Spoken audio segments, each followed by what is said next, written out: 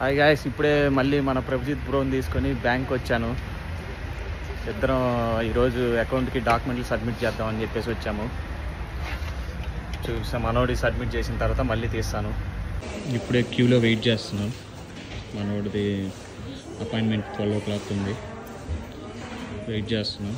వెళ్ళేసి మళ్ళీ అక్కడికి వెళ్ళేసి వాళ్ళ దగ్గరికి వెళ్ళేసి డాక్యుమెంట్లు సబ్మిట్ చేస్తాము.